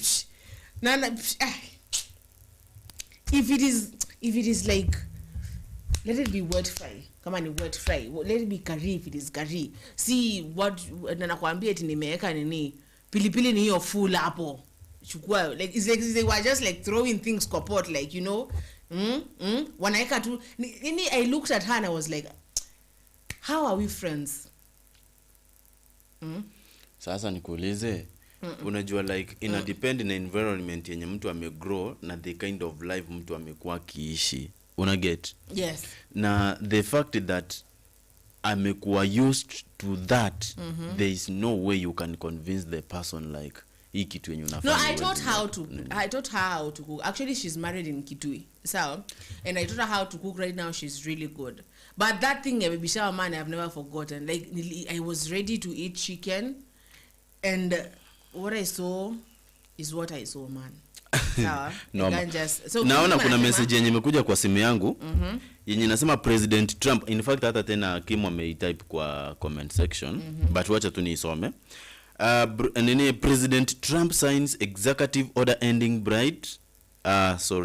President Trump signs executive order ending birthright citizenship at a time when a top Kenyan politician is rumored to have gone to give birth in the US so that her kid could be an American citizen.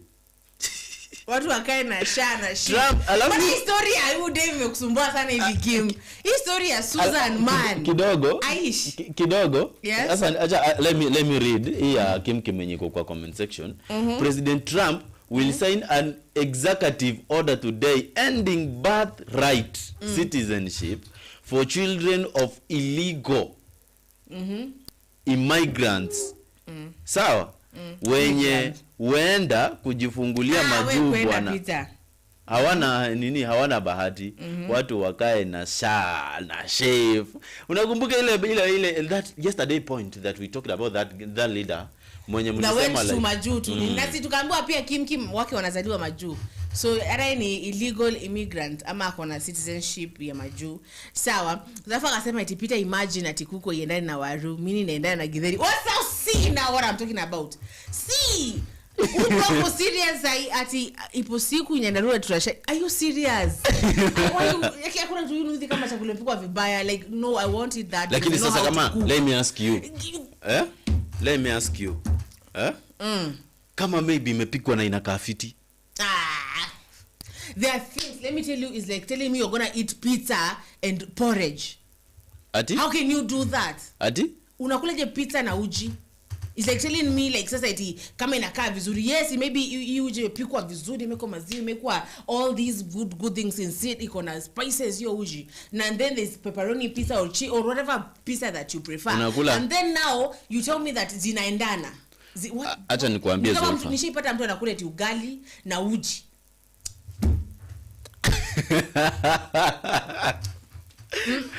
Ugali na uji. We were in school and this girl ati this girl ati amesave ugali ya jana. I'm like what? And then I find her amekaa chini anakula uji na ugali. Zolfa, I want to repeat myself for the last time. Na kama uweze nisikiza mimi sitaki kukuongelesha tuna hiyo. No. It depends on someone's environment yenye ametoka. Unajua watu wamelelewa mazingira tofauti pia hawasikia mara moja. But no. It's true. Fiti, we come from different backgrounds and I will not get into that because mahali umetoka. But now when I come like kama mtu kama Shiko, hajatoka mahali umetoka. Ametoka I'm going to say in a good stable family and she was married in a very in fact in a politician's home, so she had everything like kama kupika basi tafuta like aya chef for that day akupiki unapika aje, umeka waru, ameka hizo beans zao za green, ameka carrot ni full supu hata aikai ni kama imewekwa nyanya man inakaa kama ni supu. Wewe pia unakulia man, I waste. Let me tell you, food ni food except simiti na kokoto na chuma. Kama mtu anapika vile anataka kupika amechanganya sijui nini. Hiyo ni vile amelelewa na mahali ametoka. Usite watu like come and nini, come and I'm cooking this and this and this. Do not. Na mbona mnakula chipo na kuku by the way? Chipo na kuku goes. Chipo and fish goes. Chipo si ni waru yenye imekuwa fried. Like it goes. Oh, but it is waru, yes. But it goes because it is deep fried. Since it is azetemshwa hapo zote. Awe kwenda man. Of which I don't eat chips and chicken. Nakulaga maybe biryani and chicken. Sawa? Because that is like ulcers to kill me nikikula those two things. But people eat that. Why Kim why gotta think so much? Mbona fikiriaga hivyo too much? Like why do you have to think so much? Like why? Yeah. Unaona kitu yenye Kim mwanamke hapo. Right, amkia nini na nini? Anamkia uji. No, uji and sweet potato. That one is healthy. I saw my dad. But then my dad loves yams and nini and uji. So like that can go. But pizza unaambia Githeri na unless you say you kaanga Githeri kando and you kaanga chicken kando, but do not like of which mtu anasema it is the mix kwa tumbo. It's good, but do not put them together in the same place. Na Peter anasema you will occupy me.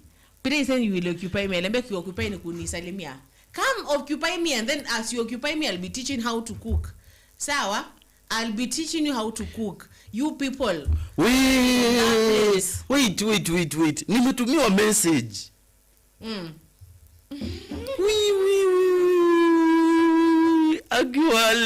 Akiwalai bilai. Hiyo ndio umeona ama? Message gani? Unataka nini? Kwani unataka nini wewe? Sasa mimi na flash message ambayo mimi napata kwa simu yangu. Ni nini wewe? Nisi flash nikitumia message mzuri. Wacha kwanza. Nimepata message. Nimesoma message. Lakini huko Nyandarua tuliona mama fulani. Kwa butchery.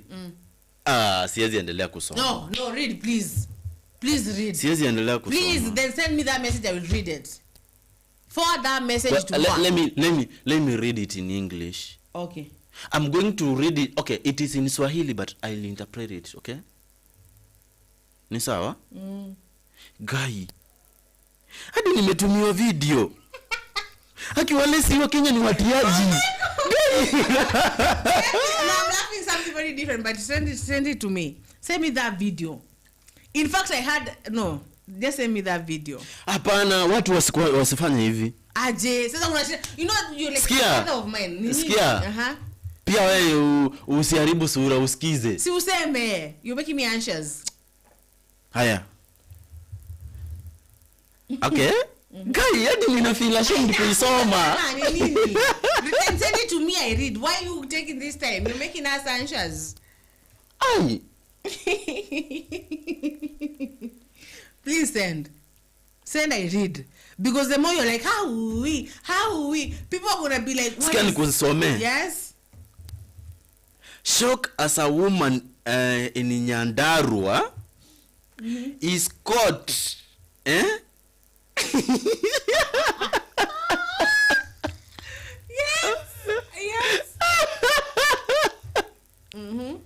This is very, very, very, very crazy.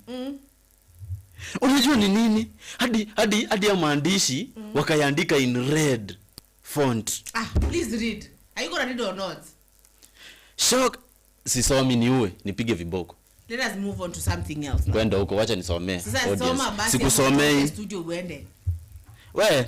Soma man, you've taken 5 minutes to read that thing. Producer uzimie Zulfa nani? Microphone. Aya. Sikiza lakini Zulfa. Is caught urinating on a soup, sawa? That is sold to clients. Umesikia?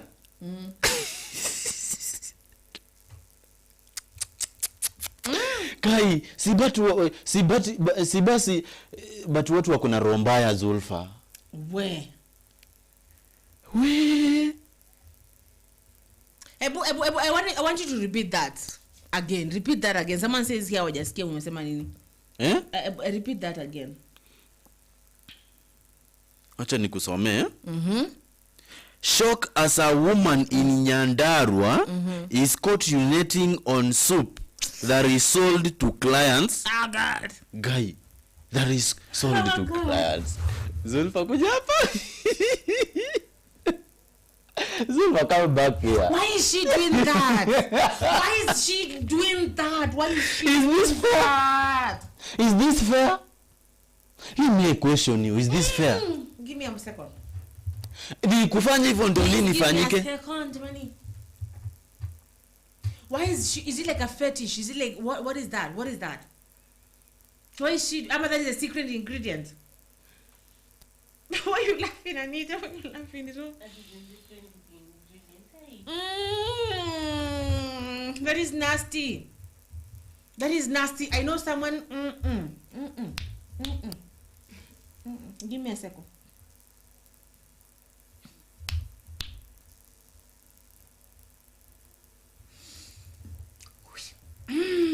Why are they doing that? It's like, what is that? For what? Soup. Oh Jesus.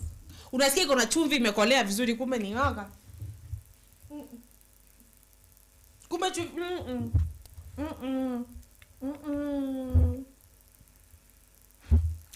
Now this is, I'm gonna cook kwa nyumba.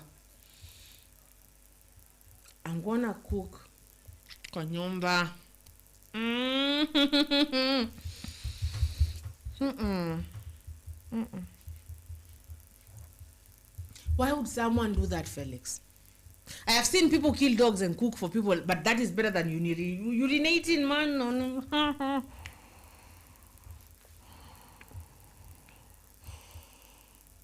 Apparently, Felix,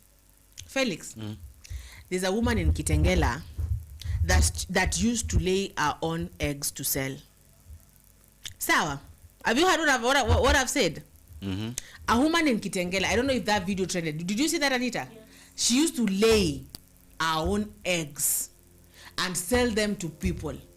She was caught on video, and she was from those places. Ndio ukisikia usiguse mlima kumbe ni kuogopa, inaogopa man. It's not like it is fear, it is nasty. She was laying her own laying her own eggs. And like kama unajua I don't feel like Kim, that is my question too. Anataga mayai mama hapa Kitengela. Anauza mayai crates naenda amezitaga. People are nasty out here. People are really nasty. Now don't say that I'm sure shetani anaangalia na kuwa like no, I don't want a part of this. That is nasty. Like really really nasty, man.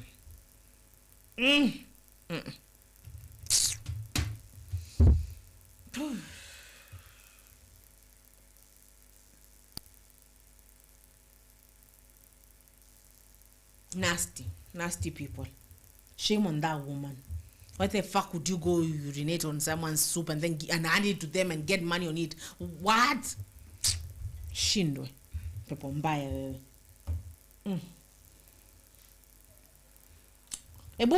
Felix, is there Zulfa Governor Susan Kihikia as dual citizenship? She used to say at USA until she announced her senatorial candidate in 2017 at Nakuru. So she wanted her child to have dual citizenship too. That is good. Yeah. Yeah, that is good. That is really good. And that is so nasty for that woman from that place. Why would you do that to people? Why would you do that to innocent people? Why man? Why are people so sadistic out here? Like, what is wrong with you? Kim anasema nyewe Ruto must go. Now justice for Ruto sure. I didn't get blame, Rona. It is like a whole anthem of blame Ruto. Acha kwanza. Hapa now justice for Ruto Kim like seriously. Yeye ndiye alimtuma.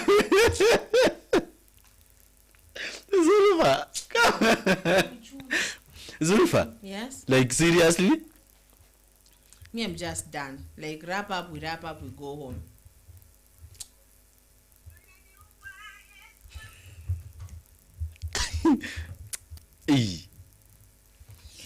I'm gonna put this. I just wanna put this, yes?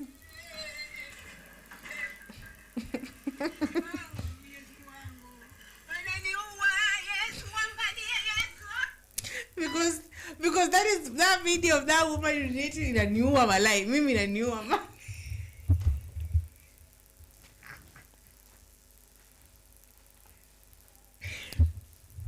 So Felix, I told you not to read that stuff. It was last week. I could not post that one. What is that ulembo si read? Sikuiona. Pole bro. Kama nimesoma ya juzi ama during that time. Pole. Lakini nani Zulfa? Hiyo issue inafaa watu wa health wanapita kwa hizo nini, si ndio?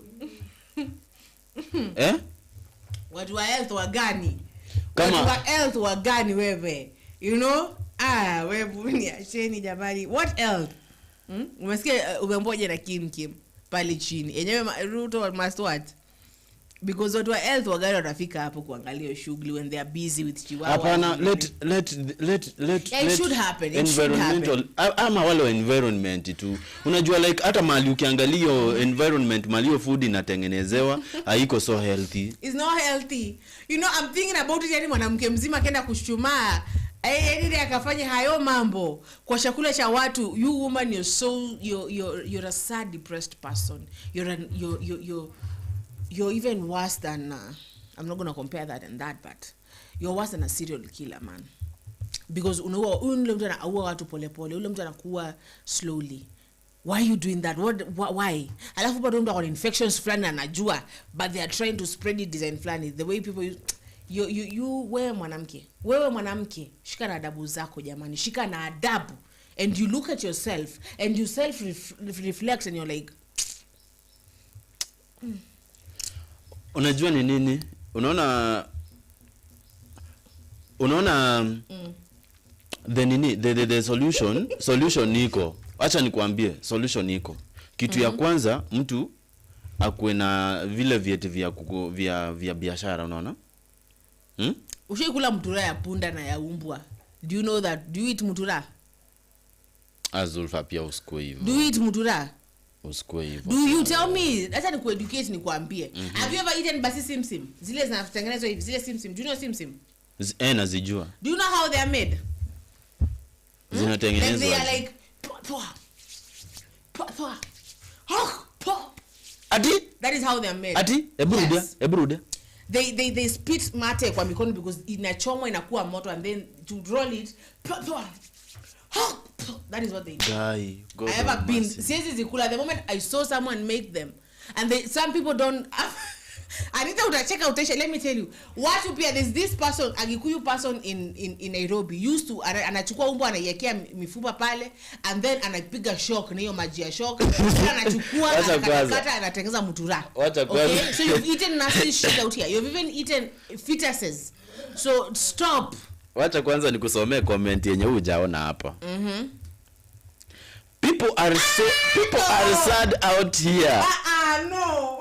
Maybe hata nicho walikuwa wamefungiwa na kanjo. So Ruto must go. Oh my God, why would you say that? Oh my God. Sasa surely cho ikapelekwa kwa food yenye watu wanakula like seriously. Sasa akakonjelea supu. Akakonjelea supu jamani nie. Why you gonna be so graphic, Peter? See Peter Kim, why you gonna be so graphic, man? You don't need to explain. Huyu mwenye alikuwa anamfilm baida alikuwa wapi? Ama ni CCTV walieka bila yeye kujua?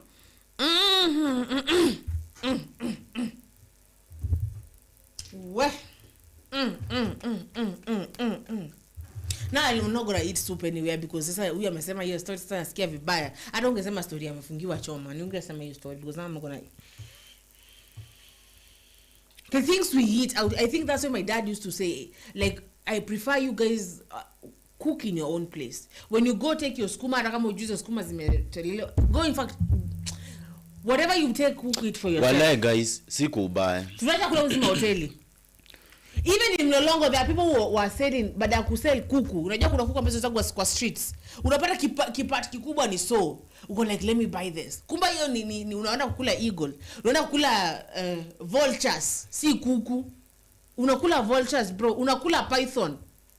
Because wanasema eti wameikatakata ni breast, si breast ni python from Makueni. Because Makueni people do eat pythons. Do you know that? People are nasty out here.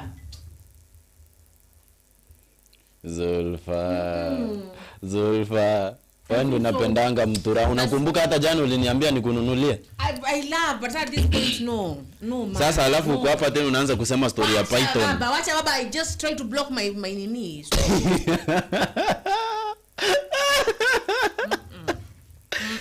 Peter, hiyo message yenye nimesoma nimetumiwa na another fan. So pole bro, pia ka ulikuwa ushatuma, but zako huwa ninasomanga though. Oya tulia. Ka ushakula. Baba niache nini? Hata ikuwe matumbo ya mbwa ushakula. Lakini sasa unaona the best thing the government should do is to make kuweka mikakati fulani yenye if possible zile hoteli ndogo kama hii ya huyu mama, at least ikuwe na open kitchen yenye everything ya mali inatengenezewa, hata client anaona vile food inatayarishwa. So ukiangalia hapo huyo kitchen iko mahali fiche, iko ndani ya giza. Like people love going to these places. It is because mami they seem to be cheaper, na unaelewa vile life ni ngumu, na mtu unaona anapiga hesabu ana option. So unapata ni afadhali aende tu hapo. You, when I take you to paradise, I love going to paradise, yes? But we went to paradise with you. So you remember? Ebu niambie like chakula yenye ni list hapo ni pesa ngapi? It's so expensive, yes? It is good food, it is quality top notch, ikona all that, wakona healthy, it's a clean kitchen, you can see it. But let me tell you, with like that plate of like 2,000 or you know sasa nikuulize kila kim tusema 2,000 unakula chakula ya unakula chakula ya 100. Nataka ukue friendly. No, I'm gonna ask you a question. So mtu anasema 2,000 sawa yenye naenda kukula pale Paradise Ab 2,000, I could take this money, I could go to Kibandaski and Kibandaski nakula chapo like za so unaona na na maybe na marage na maybe with something 150 umeshiba bro, uko fine, sawa, and you go to Paradise 2000 unakula spaghetti and, or mushroom soup. I love mushroom soup at that place, or mushroom soup peke yake. It is that, you're told that, and maybe some ice cream and some 2v2, but hiyo pesa 2000 unapeleka unabaya the entire family and people's family pesa kwa kibandaski. So in this kibandaski ndo hao wanaanza kujolea chakula chetu, lakini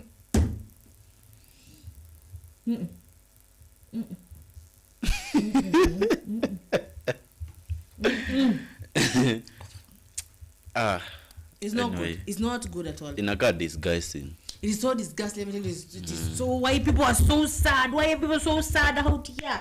Why? Kwani mtu anataka sasa, acha nikwambie. Acha nikwambie. Sasa acha nikupatie mifano mzuri. Unaona mtu kama huyu. Acha nikwambie ukweli Zulfa. Ndio mnataka muelewe sawa wale watu wenye wanakuwa na roho mbaya.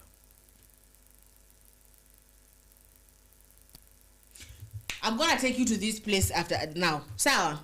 In fact, I forgot, even Conrad Resort in Kitengela, food iko cheap sana. We embrace kila msee, mtembea hapo mkipa. Felix, I'm going to take you there for lunch. I forgot even that time I was going to Paradise. I knew there was somewhere I was told to go, but I forgot where it was. Thank you. Acha nimalize kuongea chenye nilikuwa nasema. Unaona Aki Zulfa, I hate this woman.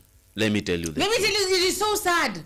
I hate this woman. Sadistic people out here that want to spread their sadness to other people. What is that now? How dare you do that to that people? That is why people trusted you, Felix. What am I could trust? The moment you go like this woman should be arrested. This woman should be arrested by the way. And in court and locked. And by the way, sasa mimi amenibo. Let me tell you. Huyu mwanamke ni mfano ya wale ya yule polisi mwenye aliwa you an innocent person you can street. Huyu mwanamke ni kama yule huyu mwanamke amenibo. Zulfa, huyu mwanamke is a very good example ya yule mtu mwenye aliwahi huwa Jenzi mwenye alikuwa abducted. Huyu mwanamke ni mfano wa yule leader mwenye anasema eti watu wanajabduct.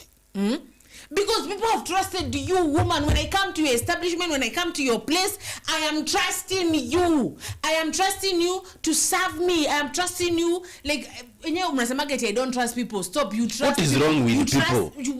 Why? Like seriously, watu wanakuletea pesa. Watu wanakuletea pesa, alafu na wauzia uchafu. Integrity. That was I'm always asking, where is the integrity of people? Why? Like when you why? People wamekuja kwako wamekutrust, wamesema hata wacha tukuje kwa manjeri. Manjeri tunataka ile supu yako thick. Wewe unaenda huko mama mzima usiye na adabu zako hujazishika, yani unaenda tu hapo unajichuchumaa. Unatolewa tu vinyesi kwa chakula, hata una haya mama. Hata una haya kabisa wewe. Like what is wrong with you? Siko ba mentally she's not good. Mtu anafaa kuwe arrested. Mentally she's not good. Like seriously, upatie watu binadamu wenzako uchafu, wameze kwenda kwa tumbo unawasahau. So people are dying. Your generation will never be this person you're worse than someone mwenye hata anaua mtu. Because athaleta mtu mwenye anakushoot ama hata anakudunga na kisu once you die. This is painful because utaanza kuona. It's like, let me tell you a story.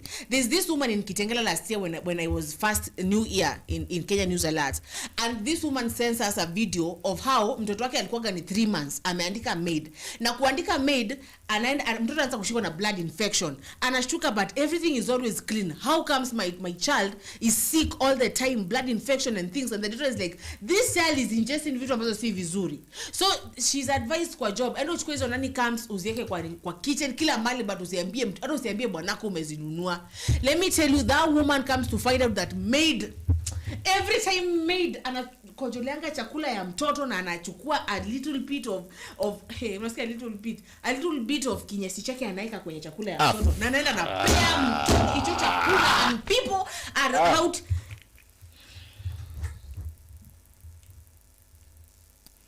Let me tell you, Udem alifanya kuokolewa na watu.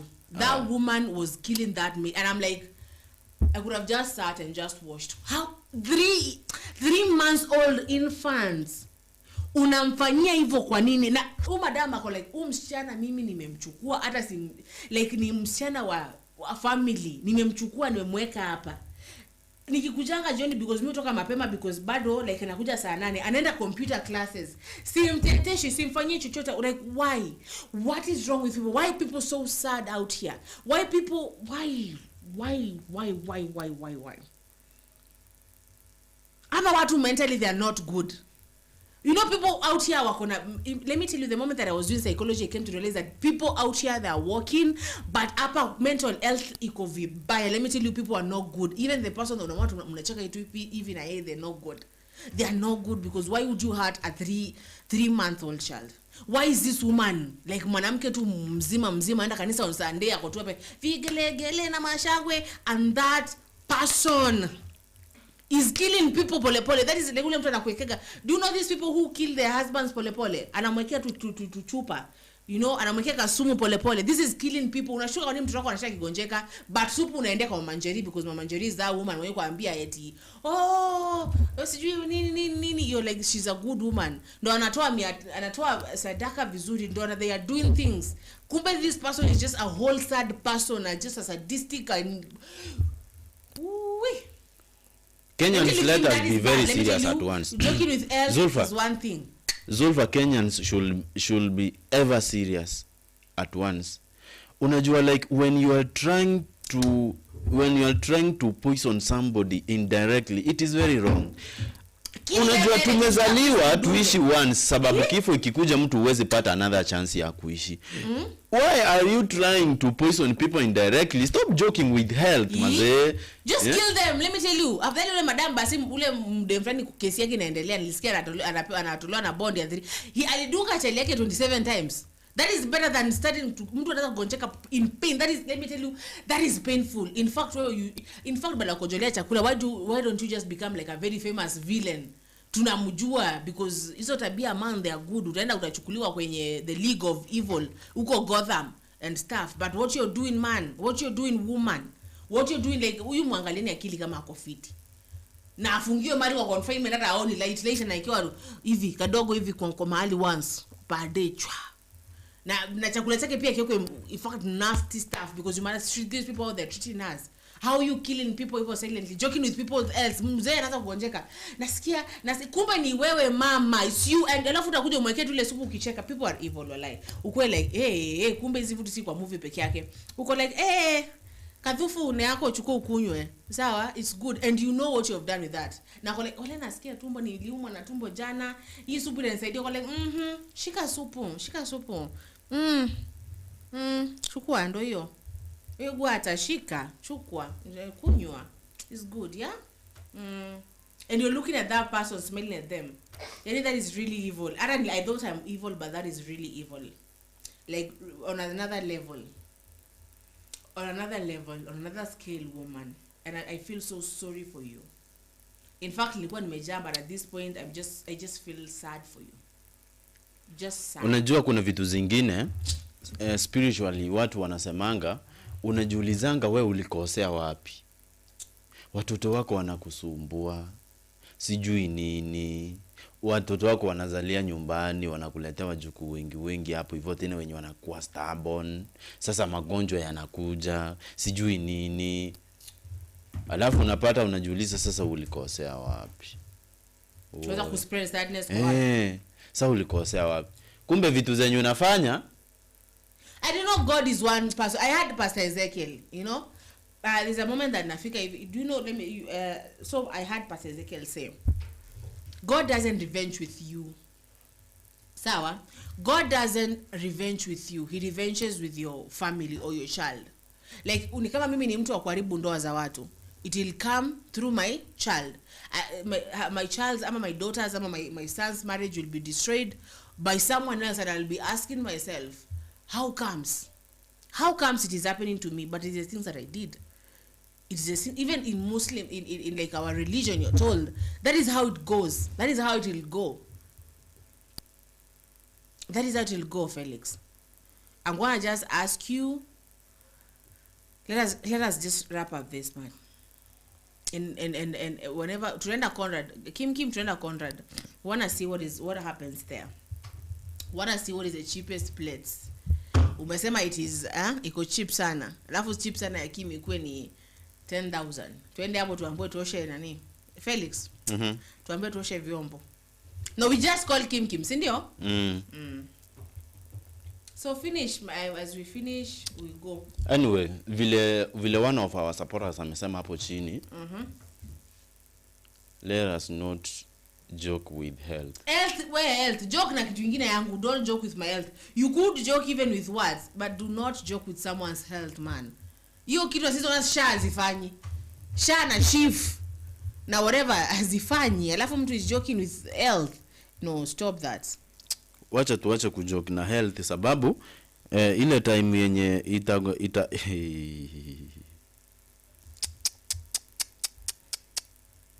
we na kuna waru kuna waru baraka waja mix na chicken.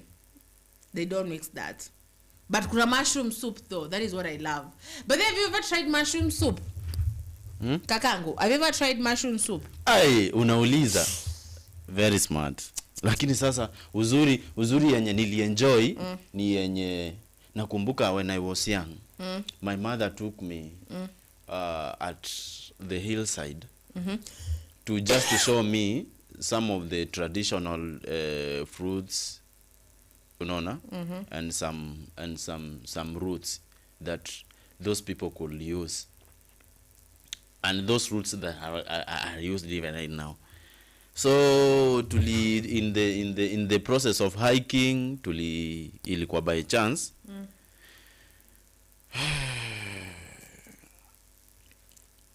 tukapata nini mushroom. I tell you ilikuwa kubwa. Nikamuuliza mami, na hii ni nini? But unajua kule na kuget high. Unalewa? Gani hiyo? There's mushroom. There are different types of mushroom. There's one that is very poisonous. It could kill you instantly. There's one that is edible, and there's one that is edible.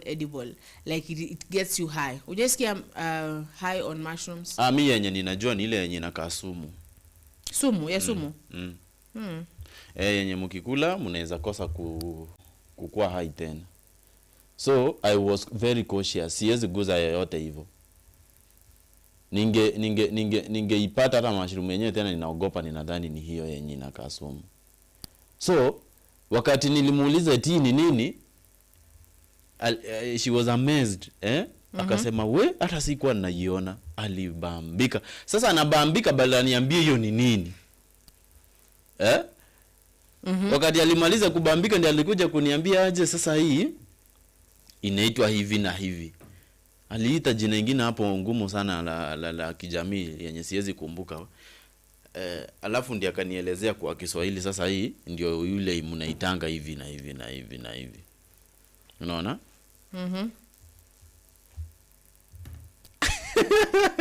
Usikia wakati kumbe mushroom inakulangwa. Wewe si ni kama kukula mkurino. Mkurino ni nini Zolfa? Yaani this guy Kim wewe.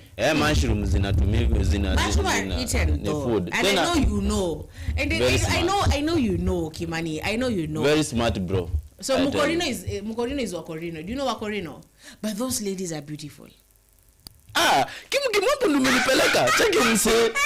Yes, it is ngumu sana. You have not met Wakorino fulani. We meet Wakorino siju wa Nyandarua. Ujamit wengine wa huku. Those ladies who wear those like tall, I'm gonna say tall dresses. Really long dresses. Wamejifunga kichwa. There's one who is a model. She got married though. Watu fine. Kwani ni vibaba idha kuvaa zile nguo refu. Mbona watu wanaume wengi wanachukia nguo refu anyway. Hiyo ni story fulani. Someone said that wanaume wanapenda miniskirts to see legs. Hiyo ni story yenye tutakuja kuna show yenye tunaendelea kugenerate yenye tutakuwa tukizungumzia mambo ya ndani. Mambo ya chumbani. Yeah, tunajaribu kupiga hesabu vile tutaifix pia tuone kama watu wengine wanaweza. I know Kim will be the first client there. Walai.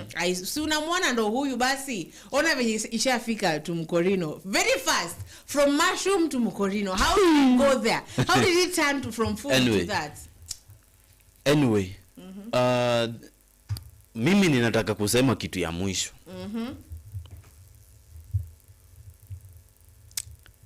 Lakini sasa before niseme kitu ya mwisho, kuna message nimeona mahali inasema lakini before uanguke nayo bala, utaenda church uchoke. Anataka iko ya Holy Spirit. Anataka ujaelewa hii message yangu. You know what he's saying. Yeah, that's what I'm telling you. Anataka wewe kwanza upate unapata nguvu za Holy Spirit. Ndo manake. Wewe kwenda huko. Yeah. Hivyo ndo kuko. Sasa okay, what is the point? Ni kwa sababu these people it is hard to find them, mama. They are everywhere. In fact ndakupeleka tukienda huko kwanza. Soma message ya Kim pia wewe. See, I know what he's saying. They are everywhere. Kuna kitu namaanisha with that. Before uanguke nayo. They're like, no, and I don't want to say that.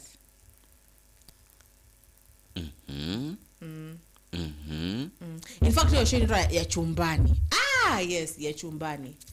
Ya chumbani. You know, Mbosso told us that sometimes wewe tukaninichi chumbani. So ya chumbani. Ya chumbani ndo hayo Kim. Hiyo show itakuwa inafanyika late night. Very late because it will be like openly. Open. Zulfa. Mr. Atuoli aheshimu wa Kenya, sawa? Yule mwenye aliwahi sema sijui nini za mama yenu. Aiwe. Anasema nani yule mtu? Aheshimu wa Kenya. Mahalim. Sawa? Mahalim. Yes, aheshimu wa Kenya by the way. Mwingine ni nani? There's Beatrice. Aheshimu wa Kenya by the way. Mwingine ni nani? Out. Kuna wengi. Let these people respect the Kenyans na wajue Kenyans they are people just like them. In fact wa Kenya ndio waliwaeka kwa hizo nini, kwa hizo veo.